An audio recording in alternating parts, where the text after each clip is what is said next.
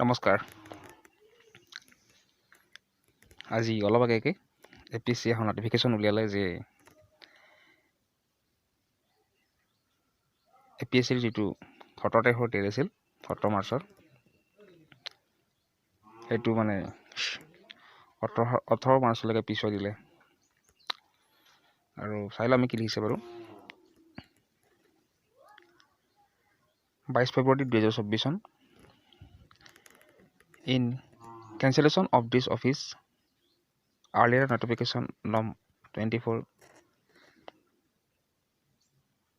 PSC/E 11/2324 dated 16 February 2024. This is for information to all concerned that the combined competitive prelim exam 2023 is rescheduled on 18 March 2024 Monday instead of 17 March 2024 Sunday. অৰ্থাৎ সোমবাৰে হ'ব এতিয়া দেৱৰ ঠাইত।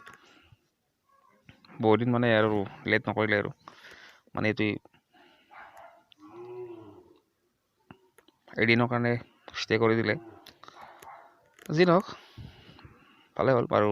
মানুহে যিবোৰ আৰু প্ৰিপাৰেশ্যন পূৰা সম্পূৰ্ণ হৈছে তেখেতসকলে বেছি ৱেইটিং কৰিব লগা নহ'ল।